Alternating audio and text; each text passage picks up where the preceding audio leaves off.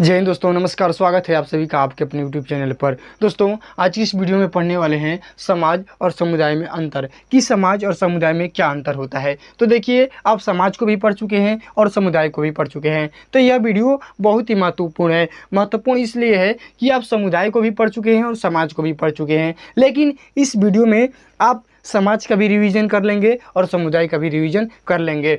तो देखिए, यदि आप आसान तरीक़ा से याद करना चाहते हैं कि समाज और समुदाय में क्या अंतर होता है, तो आप समाज को याद कर लीजिए। यदि जो कंडीशन समाज में हाँ है उसको इसमें नहीं करना है, और जो इसमें नहीं है इसमें हाँ करना है, आपका अंतर हो जाएगा। देखिए, समाज सब बंधनों का एक जाल है। बताया जा रहा है कि समाज जो है ना, वह बंधनों का एक जाल है, यानी समाज का निर्माण सामाजिक संबंधों से होता है। यानी बहुत सारे बंधन मिलकर समाज का निर्माण करते हैं, लेकिन समुदाय में कोई बंधन नहीं होता है। यानी इसमें हाँ है तो इसमें चीज़ नहीं होगी। देखिए, समाज अमूर्त है, यानी समाज क्या है? अमूर्त है। अ का मतलब नहीं, मूर्त का मतलब रूप, रंग, बनावट। यानी समाज का कोई बनावट नहीं है, समाज का कोई रंग नहीं है, समाज का कोई रूप नहीं है, स्ट्रक्चर कोई नहीं है। लेकिन समुदाय का क्या है? मूर्त है। यानी मूर्त का मतलब रूप, यानी मूर्ति, यानी समुदाय का एक रूप है। क्योंकि हम लोगों ने पढ़ा है कि समुदाय एक निश्चित क्षेत्र में उत्पन्न होता है, लेकिन समाज का कोई निश्चित क्षेत्र नहीं होता है। तो समाज अमूर्त है और समुदाय मूर्त है। अब देखिए, समाज के अंतर्गत हम अनेक समुदाय को ले सकते हैं, क्योंकि समुदाय मिलकर ही समाज का निर्माण करते हैं। तो समाज के अंतर्गत अनेक समुदाय आते हैं। वही बात लिखा है कि समाज के अंतर्गत हम अनेक समुदाय को ले सकते हैं, लेकिन समुदायों में केवल एक ही समाज संभव है। यानी अब ऐसी कंडीशन नहीं होगी कि समुदाय में भी अनेक समाज आ जाएगा, ऐसी बात नहीं होगी। तो यहाँ पर कहा गया है कि समाज के अंतर्गत हम अनेक समुदाय को ले सकते हैं, क्योंकि समुदाय के मिलने से ही समाज का निर्माण हो सकता है। तो समाज में अनेक समुदाय आ सकते हैं, लेकिन समुदाय में अनेक समाज नहीं आ सकते हैं। समाज में अनेक समुदाय आ सकते हैं, लेकिन समुदाय में अनेक समाज नहीं आ सकते हैं। यानी समाज में अनेक समुदाय आ सकते हैं और समुदाय में अनेक समाज नहीं आ सकते हैं। अब देखिए, प्रत्येक समाज को समुदाय नहीं कहा जा सकता। कहा जा रहा है कि प्रत्येक समाज को समुदाय नहीं कहा जा सकता, लेकिन प्रत्येक समुदाय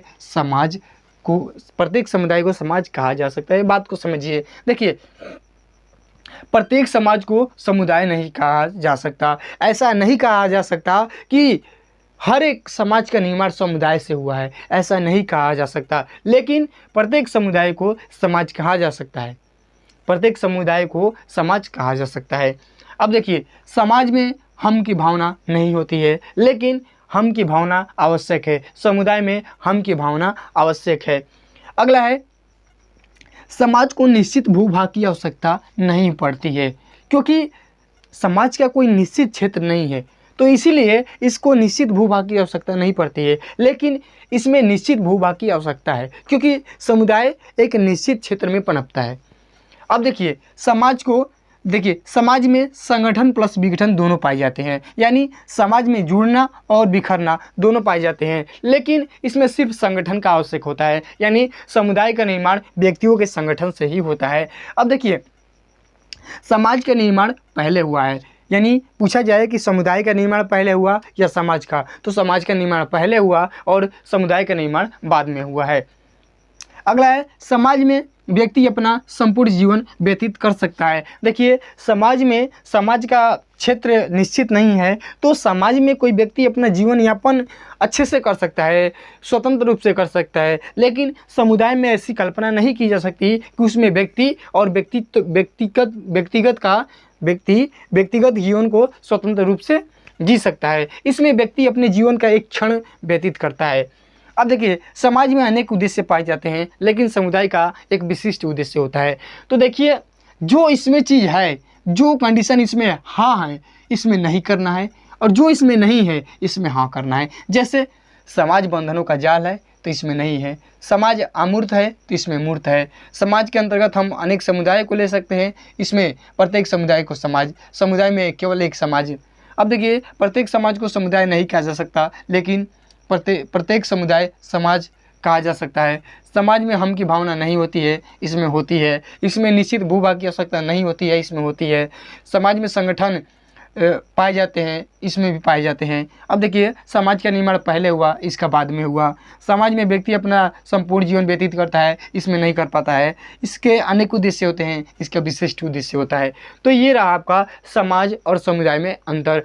तो वीडियो कैसा लगा कमेंट में अवश्य बताइएगा। यदि चैनल पर नए हैं तो चैनल को जरूर सब्सक्राइब करिएगा। फिर मिलेंगे अगले नेक्स्ट वीडियो के साथ। वीडियो देखने के लिए आप सभी का बहुत बहुत धन्यवाद।